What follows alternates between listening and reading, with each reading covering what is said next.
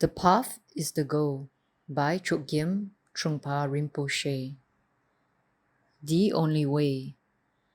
The idea of this particular seminar is to establish a fundamental understanding of the Buddhist approach toward the practice of meditation. Some of you are experienced, some of you are new. In any case, I would like to reteach the whole thing. It is very important to develop a basic understanding of meditation, and it is extremely important for you to understand the fundamentals of the Buddhist way of thinking about meditation. A tradition that developed in Tibet, my country, and other Buddhist countries in medieval times is understanding Buddhism in terms of a Triyana process. You begin with the Hinayana discipline. Then you open yourself to the Mahayana level. And then finally, you evolve into the Vajrayana discipline. So the work we are doing is part of this Triyana approach. I want you to understand the main aspects of this very basic and fundamental process before beginning on the path. Those who have already begun to tread the path need to re-examine their journey. It is highly important to begin at the beginning rather than starting halfway through without the beginning. That would be like building your castle on an ice block or setting up your apartment in an airplane. The topic we will be dealing with in this seminar is mindfulness and awareness, which is the basic heart of the Buddhist approach. According to the Buddha, no one can attain basic sanity and basic enlightenment without practicing meditation. You might be highly confused, or you might be highly awakened and completely ready for the path. You might be emotionally disturbed and experiencing a sense of claustrophobia in relation to your world. Perhaps you are inspired by works of art you have done or the visual and audio aspects of works of art in general. You might be fat, thin, big, small, intelligent, stupid, whatever you are. There is only one way, unconditionally, and that is to begin with the practice of meditation. The practice of meditation is the and only way. Without that, there is no way out and no way in. The practice of meditation is a way of unmasking ourselves, our deceptions of all kinds. And also, the practice of meditation is a way of bringing out the subtleties of intelligence that exist within us. The experience of meditation sometimes plays the role of playmate. Sometimes it plays the role of devil's advocate, fundamental depression. Sometimes it acts as an encouragement for birth, and sometimes as an encouragement for death. Its moods might be entirely different in different levels and states of being and emotion, as well as in the experience of different individuals. But fundamentally, according to the Buddha, Sakyamuni Buddha, there is no doubt, none whatsoever, that meditation is the only way for us to begin on the spiritual path. That is the only way, the way. Meditation is a way of realizing the fundamental truth, the basic truth, that we can discover ourselves. We can work on ourselves. The goal is the path, and the path is the goal. There is no other way of attaining basic sanity than the practice of meditation. Absolutely none.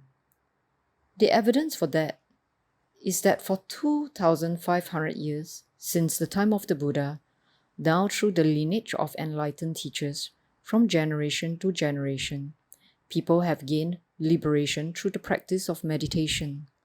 This is not a myth. It's reality. It actually did exist. It does exist. It did work. It did happen. It does work. It does happen. But without the practice of meditation, there is no way. Let us discuss the term meditation at this point. When we talk about the practice of meditation, we are talking about a way of being. Unfortunately, the term meditation is not quite an adequate translation of the Sanskrit term dhyana or samadhi.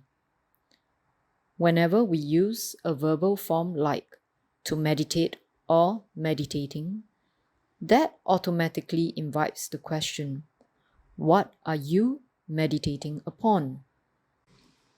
Or what are you meditating in?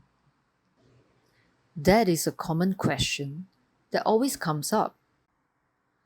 But according to the Buddha's philosophy, there is no verb to meditate. There is just a noun, meditation. There's no meditating. You don't meditate. But you are in a state of meditation.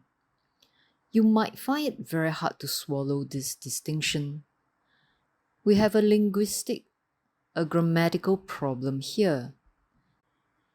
Meditating is not part of the Buddhist vocabulary, but meditation is. Meditation is a noun that denotes that you are being in a state of meditation already. Whereas meditating gives the idea of an activity that's taking place all the time, that you're meditating on this or that, concentrating on flickering candlelight, watching an incense stick burning, listening to your pulse, your heartbeat, listening to the inner tunes of your mantric utterance going on in your head, whatever. But according to the Buddha Dhamma, meditation is a simple factor. You don't meditate. You just be in the meditation. Dhyana in Sanskrit or jhana in Pali is a noun rather than a verb. It refers to being in a state of dhyana rather than dhyanaing. Meditation in this case has no object, no purpose, no reference point. It is simply individuals willing to take a discipline on themselves, not to please God, or the Buddha, or their teacher, or themselves. Rather, one just sits, one holds oneself together.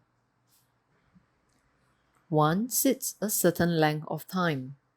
One just simply sits without aim, object, purpose, without anything at all. Nothing whatsoever. One just sits.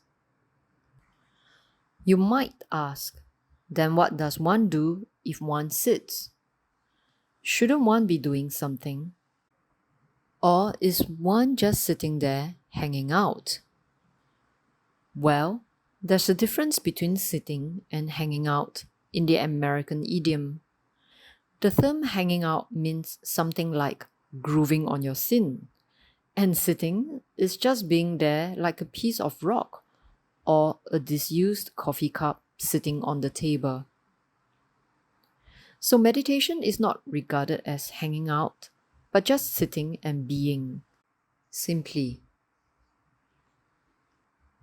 Questions often come up like, why the hell am I doing this? Behaving like an idiot, just sitting. And people also experience a lot of resentment. They think, I've been told to sit like this.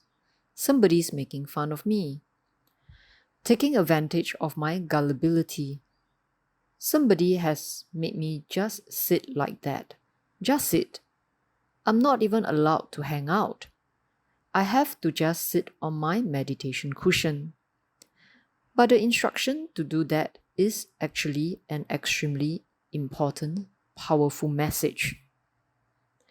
If we learn to sit properly, thoroughly, and fully, that is the best thing we can do at this point. If we look back on the history of our life since we were born, since we first went to school, we never sat. We never sat. We might have hung out occasionally and experienced utter boredom and felt sorry for ourselves. Feeling bored and preoccupied, we might have hung out occasionally on street corners or in our living rooms watching television, chewing our chewing gum, and so forth. But we never sat. We never sat like a rock. We never did.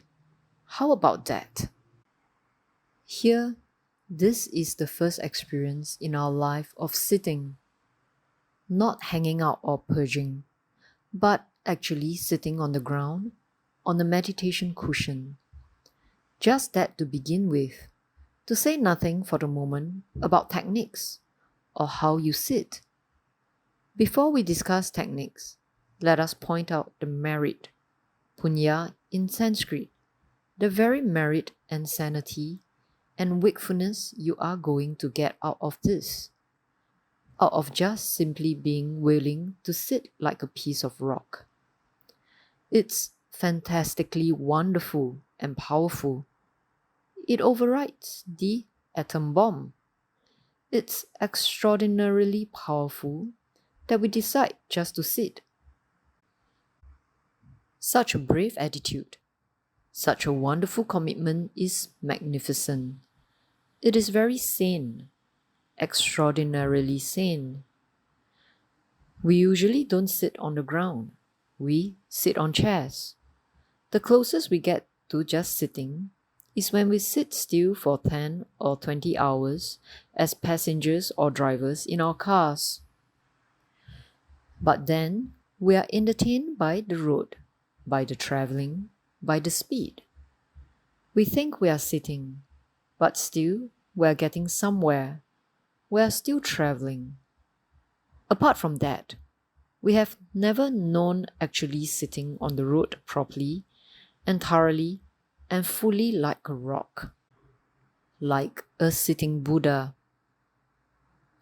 We never done that. That is an extraordinary experience. This is an important point. This is what we actually miss in this world. When we sit, it is always for a purpose. If we are sitting in a car, we are thinking, how long is it going to take me to get to my destination so I can begin to rush?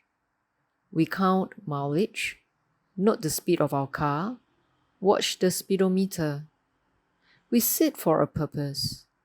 It is a very interesting point that nobody has experienced that we can actually sit on a cushion without any purpose, none whatsoever. It is outrageous. Nobody would actually ever do that. We can't even think about it. It's unthinkable. It's terrible. Because we think we would be wasting our time. Now that's the point. Wasting our time. Maybe that's a good one. Wasting our time. Giving time a rest. Let it be wasted. Create virgin time, uncontaminated time, time that hasn't been hassled by aggression, passion, and speed. Let us create pure time. Sit and create pure time. That is a very important thing. It might sound crazy to you, impractical, but it is very important to think in those terms. Sitting practice is a revolutionary idea for Westerners, but not as far as Buddhists are concerned. The Buddha did it. The Buddha did it 2,500 years ago. He sat and wasted his time, and he transmitted the knowledge to us that it is the best thing we can do for ourselves. Waste our time by sitting. The very idea of aggression and passion could be tamed by sitting practice. Just sitting like a piece of rock is a very important point. We can discuss the techniques later, but right now, I don't want to overcrowd your mind. I want you to think about the importance of wasting time sitting, slowing down, becoming like a piece of rock. It's the first message of the Buddha. My particular lineage is the Kakyu lineage. Kakyu means follower of the sacred word. And this lineage is also known as the Drukyu, the practicing lineage. We have been known for this emphasis on practice. We understand that the emphasis on practice is very important. And my lineage has produced millions of sane people in the past. And it's doing so in the present as well. We have evidence of that. Sitting practice is the basic point before we embark on any spiritual disciplines at all, especially in Buddhism. The teachings of Buddha are presented in a threefold way, as we mentioned. And on the Hinayana level alone, we have Sila, Samadhi, and Panya, which is discipline, meditation, and wisdom. And before we begin with discipline or ethical behavior of any kind, we have to learn to slow down. That is the basic discipline of how to be. So the basic way to learn to behave in a Buddha-like way is sitting practice. Then after that, we develop meditation or samadhi and wisdom, panya. Before we learn to spell words, we have to learn our ABCDs. We have to be actually willing to accept the boredom of sitting, willing to relate with that particular sanity, which is unconditional sanity. This sanity has nothing to do with fighting against insanity or trying to exercise it. It is just fundamentally, basically, trying to be simple as what we are. That is the basic point according to the Buddha.